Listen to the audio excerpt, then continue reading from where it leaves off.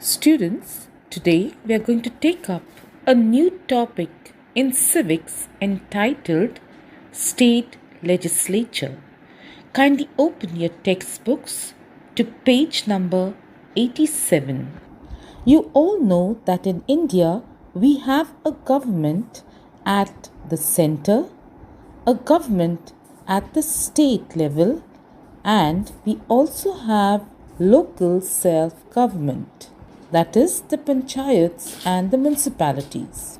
We have already spoken about the government at the center, that is the union legislature and the union executive. Now we will be talking about the organs of the government at the state level, that is the state legislature, and then we will learn the next topic, that is the state executive.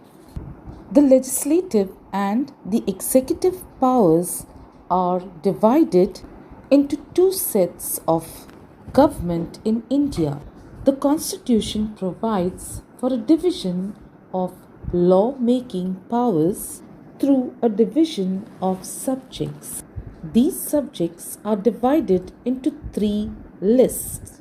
These lists of the government are known as the Union List, the State List, and the Concurrent List. In this chapter, we will study about the composition, the powers, and the other important details of the state legislature. Let us begin with the composition of the state legislature. Composition means what the state legislature comprises of or what it is made up of. The state legislature is similar to the parliament. Just as the parliament has got the Lok Sabha and the Rajya Sabha, in many states also we have two houses of the state legislature. They are the Vidhan Sabha and the Vidhan Parishad. The Vidhan Sabha is also known as the Legislative Assembly, and the Vidhan Parishad is known as the Legislative Council. In India, only 6 states have the second house, that is the Legislative Council or the Vidhan Parishad. Such states that have got 2 houses are known as bicameral legislatures. The states that have just one house are known as unicameral legislatures. The state legislature consists of the governor, the legislative assembly, which is also known as the Vidhan Sabha, and the legislative council, which is also known as the Vidhan Parishad. Remember that in India only 6 states have got the Vidhan Parishad, that is the Legislative Council.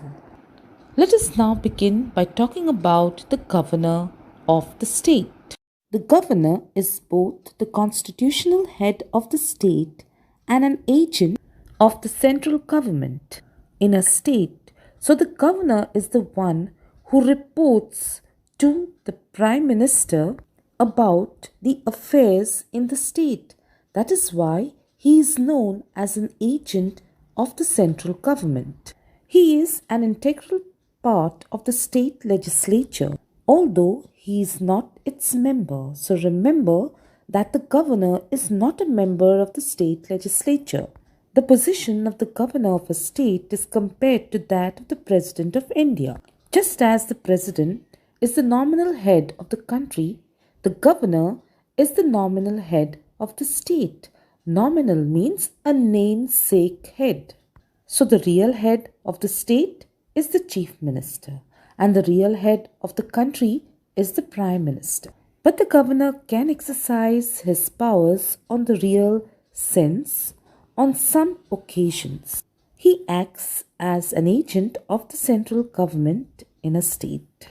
Therefore, he is responsible for maintaining relations between the central government and the state government. A governor of a state can be given additional duty of the governor of the neighboring state as well. Let us now talk about the appointment and the tenure of the governor. The governor is appointed by the President of India for a tenure of 5 years. But before the expiry of his full term, the President can dismiss him from office. The governor may also decide to resign on his own. Sometimes, if needed, his term of office may be extended in the same state, or at times he also may be transferred to another state in between his tenure. However, the state government cannot remove the governor from his post. So, here we can conclude that the appointment and the removal of the governor is totally in the hands of the president.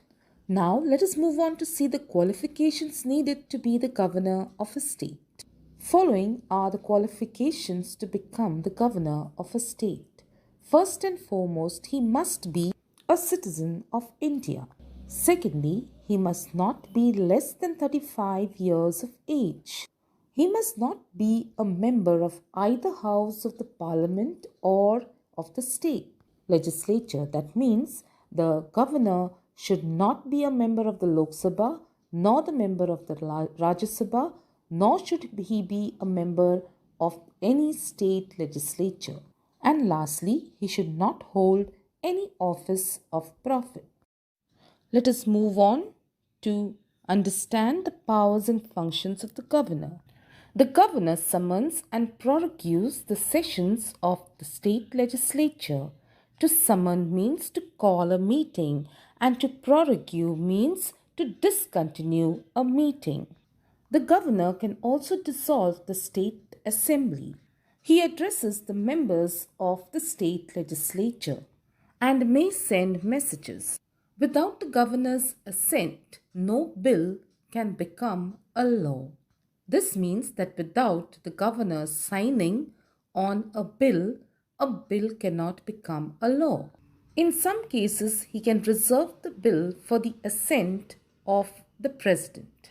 Money bills can be introduced in the state legislative assembly only with the prior permission of the governor.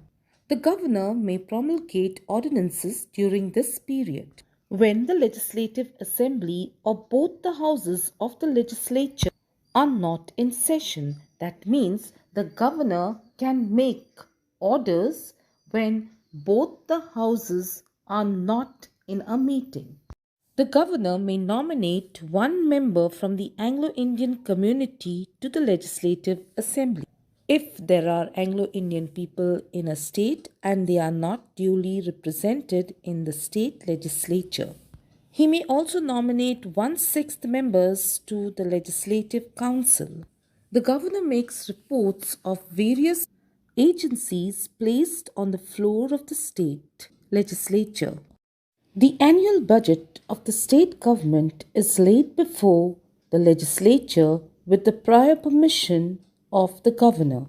The governor must give his assent to money bills. Assent means he must sign on the money bills. The contingency fund of the state is also placed before or at the disposal of the governor. The governor has some discretionary powers which can be exercised by him independently. He may send any bill passed by the state legislature for the consideration of the president. That means if any bill needs to be looked upon moreover, he may send it to the president. He can appoint any member of the state legislature as the chief minister if no political party secures a majority. He can send a report to the president if there is a failure in constitutional machinery in the state. That means if the government is going to fall or going to collapse, the governor can send a report to the president. And if there is a collapse of the government, then the president will apply president's rule in the state. Such a situation, when there is application of president's rule, it is known as state emergency. During a state emergency, the governor of the state can exercise his powers independently. Let us now move on to understand the state legislature. We will first have a look at the composition of the state legislature. Composition means what is the state legislature made up of. The legislative assembly of each state is composed of members chosen by direct election. Some seats in the legislative assembly are reserved for scheduled caste and scheduled tribe. The Legislative Council, which is the second house of the state legislature, is composed of partly elected and partly nominated members. Normally, one-sixth of the total members are nominated by the governor and the rest are indirectly elected. One-third of its members are elected by the local governing bodies, like the Zilla Parishad and the municipalities. Another one-third are elected by the legislative assemblies.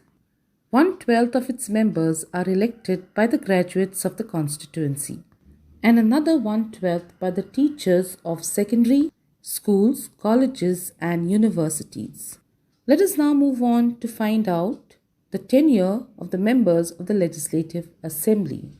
The duration of the Legislative Assembly is for 5 years, but it can be dissolved in the following situation. If the Chief Minister gives advice to the Governor to dissolve the Assembly, if the Assembly is dissolved by the President on the report given by the Governor regarding failure of constitutional machinery in the state. During an emergency, the term of the Legislative Assembly could also be extended by the Parliament for a period of 1 year at a time. In such a situation, elections must be held within 6 months of lifting the emergency. This means that if at all the government collapses in a state, then there can be President's rule, and this President's rule can be extended for 1 year at a time. But once it is extended, re-elections must be held in the state within 6 months. The Legislative Council is the permanent house of the state legislature, just as we have the Rajya Sabha, which is the permanent house of the Parliament. In the Legislative Council, every 2 years, one-third of its members retire by rotation and new members are inducted. The State Legislative Council cannot be dissolved by the Governor. Let us now move on to talk about the sessions of the Legislative Assembly. Sessions means the meetings of the Legislative Assembly. The Legislative Assembly and the Legislative Council are expected to have at least 2 meetings in a year, and the duration between the 2 sessions should not be more than 6 months. The Governor can summon and prorogue the sessions. The Speaker can adjourn the House. To adjourn means to put off, that means to stop or to postpone.